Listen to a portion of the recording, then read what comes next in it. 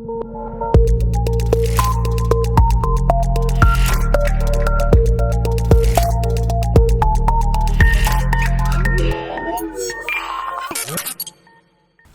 and welcome to another Spectrum Geeks video. My name is Dale, and in today's video we're going to be talking about selling your house with solar panels.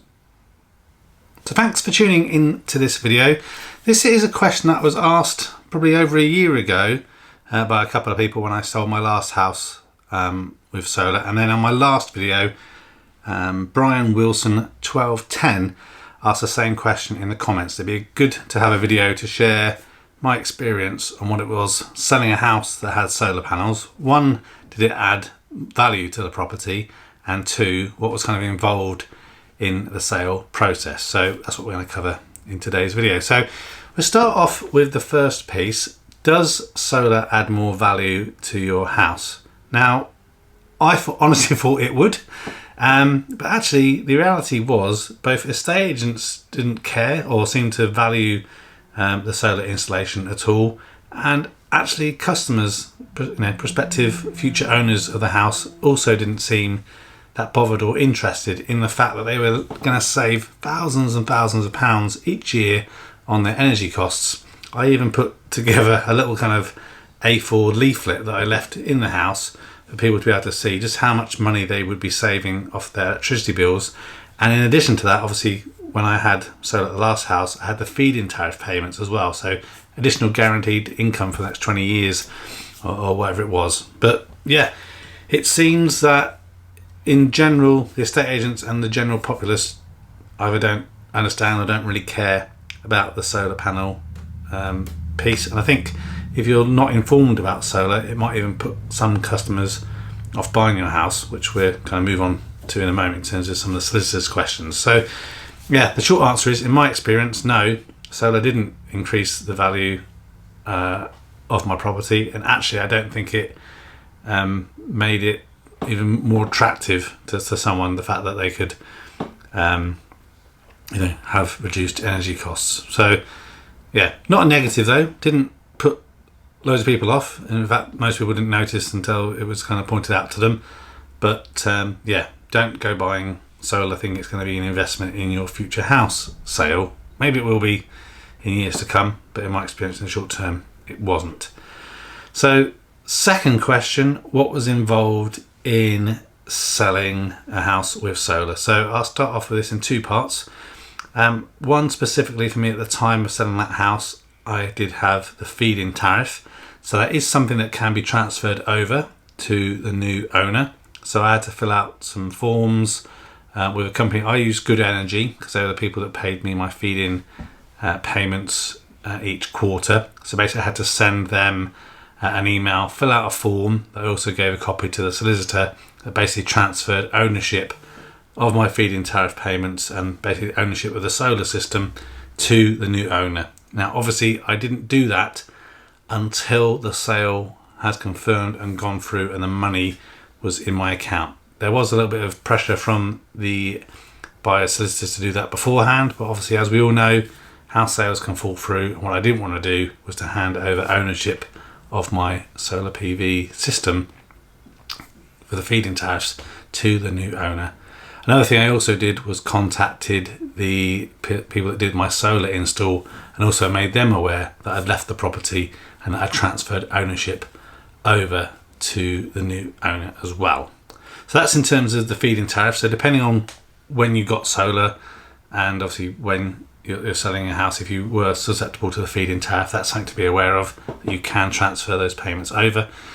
And then the next part that I'll tackle is the kind of questions and things I had to provide that were asked for by the buyer's solicitors in regards to my solar. So I'll pop that up on the screen and we'll go through the questions. Okay, so obviously questions may vary based on the solicitors. The people that I bought my house or bought my house were using a solicitors called Shoesmiths. But from looking online, this seems like a standard set of questions. And what was kind of clear to me speaking to the solicitors, they're also not very familiar with selling and buying houses that have solar PV installed. There was big kind of misunderstandings and clarification that you can have solar on your house and you own it yourself. It's not a leased roof agreement, and there's not any transfer issues or anything like that. Obviously, if you do lease your solar roof, that would be a different thing altogether, and something I can't comment on because I didn't have first-hand experience with it. So let's look through the questions. Some of them will be quite obvious and easy for you to provide information of, and some of them, again, just have to provide a little bit more clarity. So first question, please provide a copy of the lease of the roof space. So again, that was not relevant to me, but I had to keep reconfirming. I can't provide you with a copy of the lease of the roof space because the roof space was not leased to a company who installed solar. It was all owned and paid for by myself. Please provide evidence that the panels and installation comply with the microgeneration certificate scheme, so your MCS certificate. So if you had a solar PV installation done by a company, it should be MCS certified, and it'd be quite easy for you to provide that. Obviously, if you have installed solar yourself, that isn't something you'll be able to provide, and that may cause some concerns or issues to prospective buyers. So question number 3, please confirm when the inverters were last replaced by the company. So I didn't have anything to respond to that really. Basically, the inverter was absolutely fine. I did provide them with the additional warranties that I'd taken out. So on my Solar Edge inverter, I had extended the warranty to 25 years. So I provided the certificate to prove that, and also provide some clarification to them that the what are they called? The micro inverters? They're not micro inverters, are they? The brain's gone blank. But in the Solar Edge system, on the back of each panel is a little module, and they all have, I think, a 25-year warranty anyway, so it provides the clarity of that as well. Question number 4, please confirm when the panels were installed and were last maintained. So obviously provided a receipt that proved when they were installed, and in terms of maintenance, they hadn't needed any maintenance. Obviously I'd done some cleaning, but wasn't anything that I needed to provide. Obviously there had been an issue with a little bit of leaking on the roof, so I did provide clarification on that and give them the letter of warranty from the roofing company that did that work. Please provide a copy of the latest service record. Again, that's not something I can provide because the system didn't need to be serviced. I'm assuming if you have a leased roof, that is something that perhaps happens on a semi-annual basis that you can provide some evidence for. Okay, seems a weird question to me. Is there any storage tank for the electricity produced? So my understanding is that means they mean a battery. So is there a battery for the system? In this case, obviously I did have the Tesla Powerwall 2, but I took that forward to my new property, so responded that there wasn't a storage tank for electricity produced.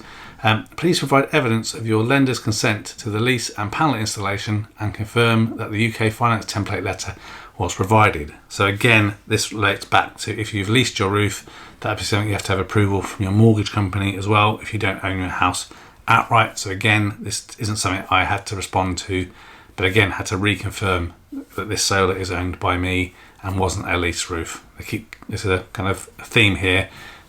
Solicitors seem to be more familiar with leased roof schemes as opposed to privately funded and personally owned solar panels on your roof. Next one, please provide listed building consent for the installation of panels. Again, that wasn't applicable to me because my property wasn't listed building. If you do have a listed building and you had solar panels put on there, I'm assuming you'll have some approval from the government or something to be able to install those solar panels, so you'd have to provide that then. Next one, please provide building regulations for the installation of the panels, or provide confirmation the installation did not increase the weight of the roof by more than 25%.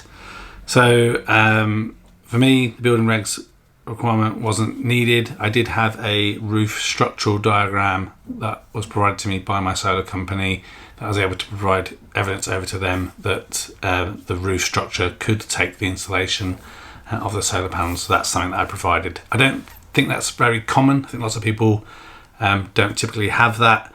I didn't have that until asking the solar company, and actually needed that for when I did a remortgage on my house. It was one of the questions asked about solar. And actually here in my new house, when I had the extension built, I made sure I have in writing confirmation from the roof trust company that the roof could take the weight of the solar panels in advance of me ever having to sell this property.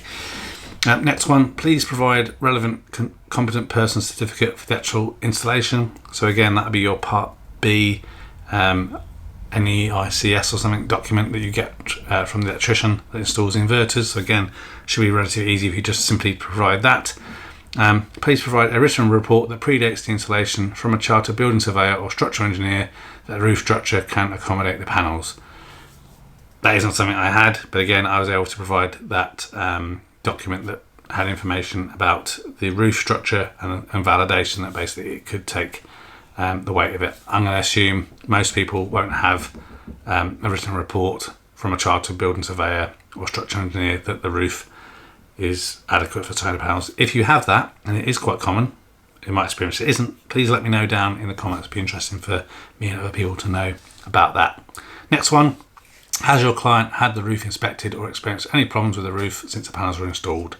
So obviously I responded back to that. The problem I had, there was some leaks around the mountings of the solar panels, mainly because it was a slate roof and it wasn't specific slate installations that we used, but again was able to provide the certificate of the roof being redone and the warranty of that as well, so that wasn't an issue. Please confirm if the seller sells surplus electricity to the national supplier under feed-in tariff. If so, please provide full details and copy of the FIT contract and provide a signed letter by the seller assigning the benefit of the tariff to the client. So this is what we mentioned already. I was getting paid from a feed-in tariff, so I basically signed all the paperwork and provided most of that over, confirming that I would do it once the sale had completed. Next one, please provide evidence that the panels are in full ownership of the seller and they were paid for outright. Again, I'd already provided a copy of the purchase invoice confirming I paid for the solar panels. I feel like these questions from the solicitors should kind of be in kind of two structures. So one kind of stream of questions if you have a rented or leased roof solar install, and another subset if you're privately owned and paid for those panels yourself. Save a lot of this kind of weird questions and not applicableness. But again, that's be too easy. Next one, please confirm what income and level of electricity is generated and if there are any arrears. Not really quite sure what this means. I think this relates more if it was a lease roof, but I basically provided evidence of the previous feed-in tariff payments for the last kind of 2 years, I think it was, and just confirmed there wasn't any arrears because obviously the payments had been happening already. I was also asked to provide a copy of the seller's electricity bill, which again did. That was no problem. Everyone should have an electricity bill they can share, and a short off-grid, of course.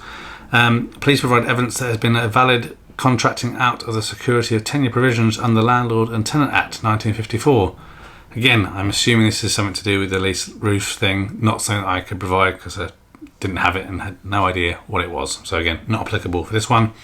And we note that the owners are obliged to insure under the solar panel lease, including public liability insurance. Please provide a copy of that insurance. Again, not a lease roof, so no public liability insurance taken out that I could prove or needed to supply for this. Next question, please confirm if we are required to serve notice on the company of a change of ownership. If so, please confirm the address for service together with the cost. Again, because it's not a leased, wasn't applicable to me in this situation. And then the last question, we note at the end of the term that solar panels will become the ownership of the property owner. Please obtain confirmation from the company that they will deal with the determination of the leasehold title at this point, and it will not fall to the property owner to deal with. Again, not a lease roof, so not something that I had to answer or could deal with. So that's it. Pretty straightforward, really, selling a house with solar panels. Just a bit time consuming and frustrating going to and fro trying to help people understand whether your roof is leased or not. Again, as I mentioned at the beginning, if it's a lease roof, maybe the process is more complicated. You've obviously got more paperwork to provide, but I hope that gives you a bit of insight into what's involved and my experience in terms of selling a house that has solar panels. Just to conclude again, didn't add any more value. People didn't really seem to be bothered about the fact that it had solar or not, and the fact that it was saving thousands of pounds per year off the electricity bill, and obviously just a series of questions and additional paperwork with the solicitor to deal with if you are selling a house with solar. So hope that was a little bit informative, a bit interesting, hopefully answered some of your questions on my experiences. As always, thank you very much for watching. Please like this video if you have done, consider subscribing if you haven't done already. If you want to support the channel even further, you can become a Spectrum Geeks YouTube member for just 99 pence per month, and you can cancel it at any time. As always, thanks very much for watching, take care of yourself, and until the next video, goodbye for now.